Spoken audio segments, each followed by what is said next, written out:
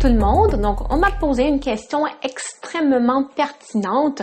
Comment pallier à l'hyperlaxité au niveau de l'épaule? Donc, l'hyperlaxité, un sujet qui m'intéresse énormément, moi ayant une prédisposition à de l'hyperlaxité. Okay?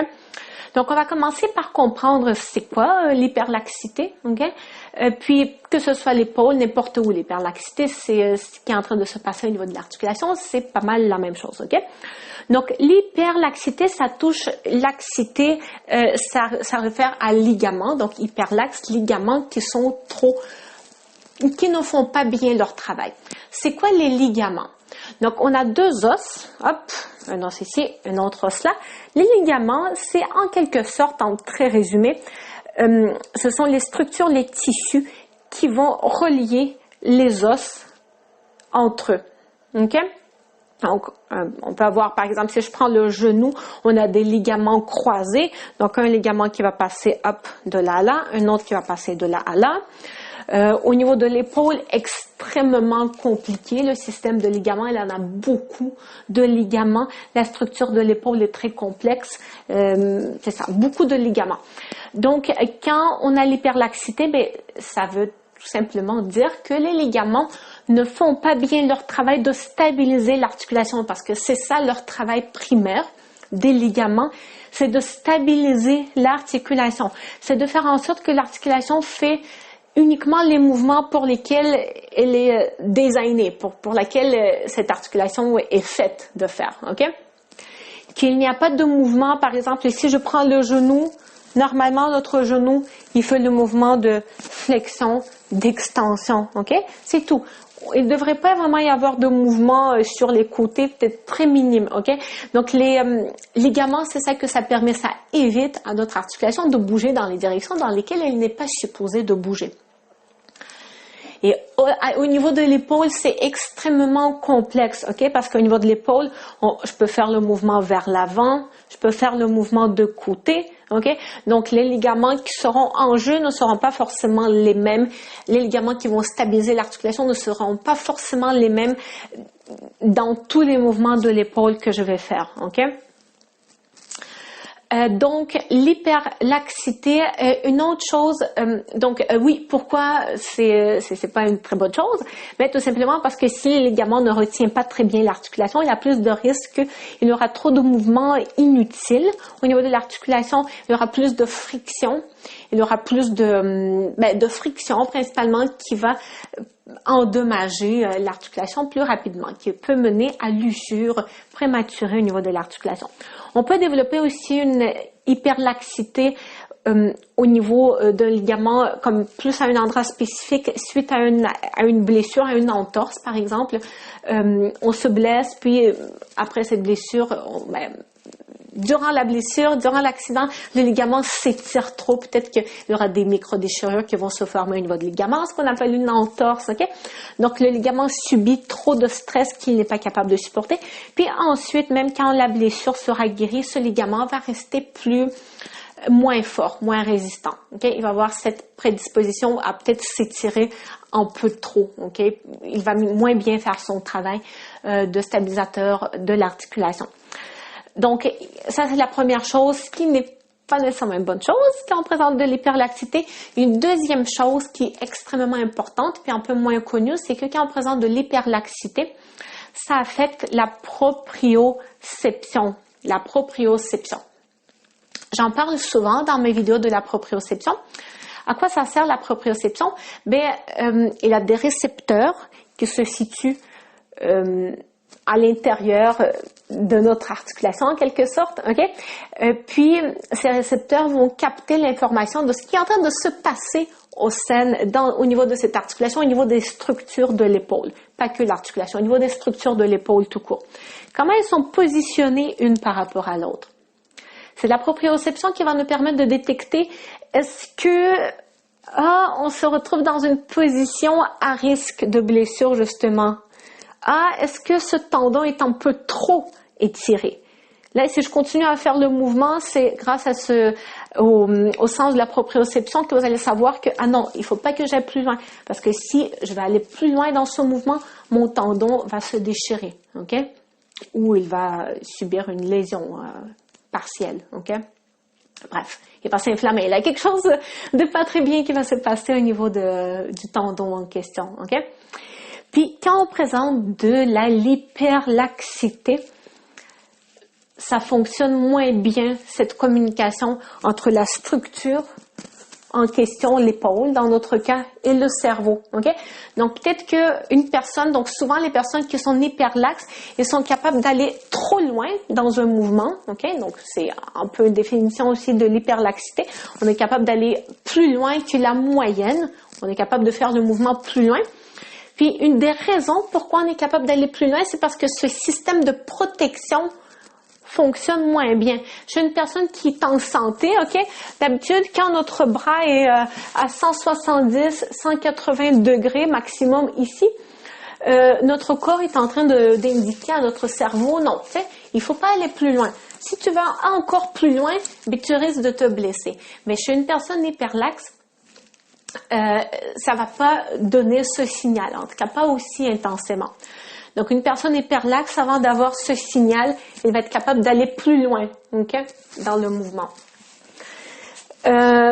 Puis, c'est en parlant un petit peu d'inconfort, de douleur, justement, au mouvement. Pourquoi, quand on va faire un étirement, par exemple, super intense, on ressent un inconfort ou peut-être même de la douleur. Mais c'est le mécanisme de protection, justement, de notre corps. C'est notre corps est en train de dire à notre cerveau, aïe, aïe, aïe, attends, là, on est dans une zone à risque, ok? Si tu continues, tu vas te faire mal, ok?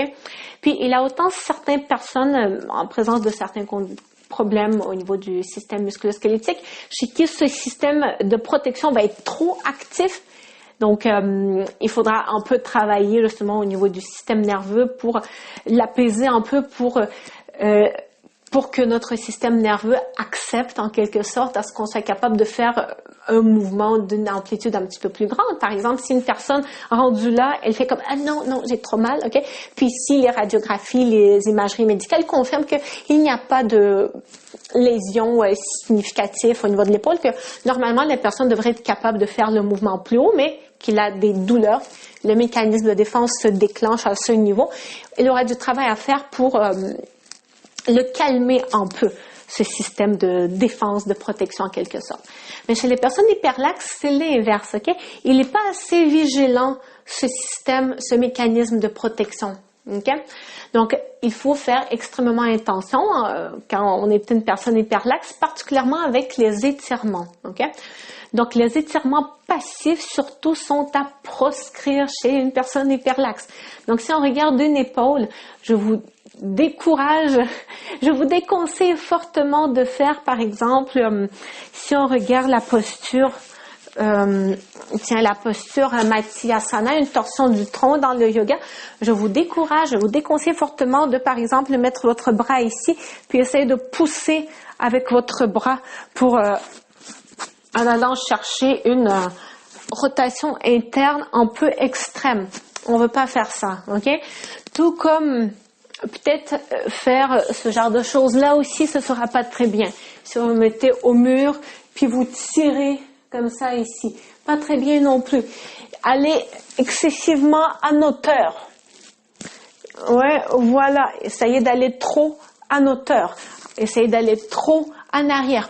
Tout mouvement excessif, il faut que vous fassiez attention en tant qu'une personne hyperlaxe ou si c'est spécifiquement au niveau de votre épaule, l'hyperlaxité.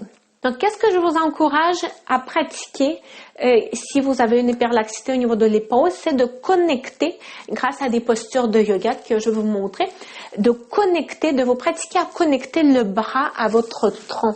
C'est aussi quelque chose qui manque souvent chez les personnes hyperlaxes. Elles ne sentent pas cette connexion, comme si, en fait, dans la perception, dans leur cerveau, ça va être un peu comme si le bras existait un petit peu à part, détaché du tronc. Puis c'est un peu ce qui est en train d'arriver, en vrai, hein, avec l'hyperlaxité.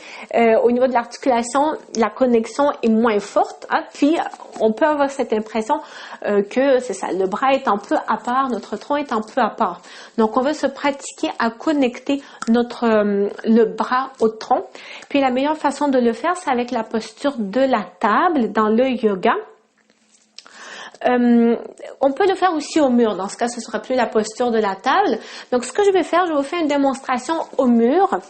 Donc, vous n'êtes pas obligé d'être assis sur vos genoux. Ça peut se faire debout également.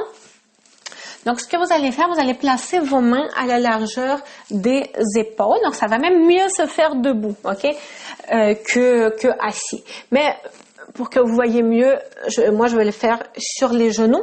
Donc, ce que vous allez faire, donc très important, vous allez garder vos coudes fléchis. Donc, mon coude est fléchi.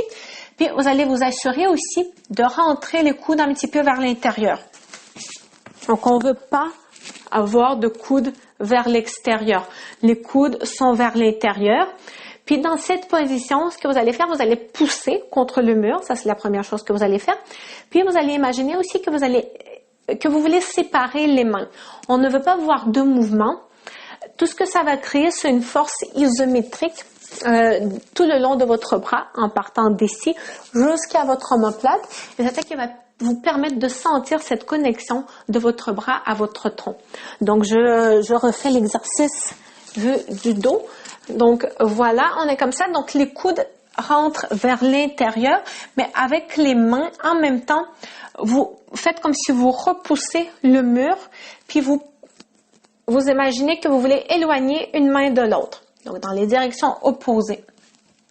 On peut même aussi, ça peut être bien aussi parfois de rajouter, et si on veut aller à un niveau un peu supérieur, une légère rotation. Donc, vous pouvez faire un très, très, très léger mouvement vous êtes comme ça ici, un très léger mouvement de rotation avec vos paumes des mains, comme si on y va par là, OK? Donc, vous voyez les coudes, quand je vais faire ça, les coudes rentrent légèrement vers l'intérieur, les mains vont pointer un peu plus vers l'extérieur. Puis là, normalement, avec de la pratique, peut-être pas dès le premier coup, vous allez sentir cette connexion de votre bras à vos omoplates. OK? Puis ça, c'est quelque chose qui va aider à travailler justement la proprioception dans la région de votre épaule. Extrêmement important pour protéger votre épaule. Donc là, je l'ai montré au mur. Le même principe, si vous voulez le pratiquer au sol. Donc, vous allez vous mettre un peu, on va ancrer les orteils. Vous allez rester pas complètement assis sur vos talons, mais un petit peu décollés. Donc, le même positionnement au niveau des mains, OK? Donc, les coudes sont bien fléchis. Vous allez pousser avec les mains comme si vous voulez éloigner le sol, puis accompagner de ce mouvement un peu comme si vous voulez séparer les mains en rajoutant un petit mouvement de rotation vers l'extérieur. Donc, voilà. Vous pouvez maintenir donc cette position pendant une dizaine de secondes, vous relâchez et vous refaites cet exercice une dizaine de fois. Ensuite, ce qui peut être bien aussi à faire, c'est de sentir cette connexion en mouvement. Donc, vous allez rajouter un peu de mouvement à cet exercice. Donc, vous allez faire cette connexion, puis en maintenant cette sensation, vous pouvez juste vous balancer légèrement avant-arrière. Donc, pour mieux sentir au mouvement, qu'est-ce que ça fait? Voilà. Une autre chose qui peut être très intéressante pour vous quand on présente une hyperlaxité au niveau de l'épaule, c'est de faire des exercices avec un élastique. Et l'élastique, ça permet aussi de travailler la proprioception justement grâce à cette résistance très élastique que ça crée. Ok? J'ai une vidéo qui est consacrée dans laquelle je montre les exercices que vous pouvez faire avec un élastique pour faire du renforcement d'épaule. Donc, je mets cette vidéo en description. Ça complète pas mal tout ce que je voulais vous dire au sujet de l'hyperlaxité de l'épaule, du moins pour le moment. Peut-être que j'aurai d'autres idées dans l'avenir aussi. Donc, n'oubliez pas de vous abonner à ma chaîne YouTube, bien évidemment. Je remercie aussi la personne qui m'a posé cette question sur l'hyperlaxité, un sujet qui mérite très certainement d'être décortiqué, d'être abordé le plus fréquemment possible. Et surtout, je vous répète, pas d'étirement. Si vous êtes une personne qui est hyperlaxe, pas d'étirement passif, ok? Pas d'étirement passif. Ça vous met beaucoup à risque. Ça met beaucoup à risque vos articulations. faire des étirements passifs si vous êtes hyperlaxe, même si ça peut être parfois tentant, parce que souvent quand on est hyperlaxe, on est bon aussi dans les étirements. Justement, on est capable de faire des trucs de fou. Souvent, les personnes hyperlaxes auront tendance justement à aller faire du yoga, du ballet, des types de sport, de la gymnastique où on a besoin de faire des trucs un peu extraordinaires, puis c'est pas toujours la meilleure chose, ok? En tout cas, il faut faire toujours très attention et faire toutes ces choses avec beaucoup de contrôle et avec beaucoup de compréhension de ce qu'on est en train de faire. Donc voilà, je souhaite une très très belle journée à tout le monde. On se revoit très bientôt dans une prochaine vidéo.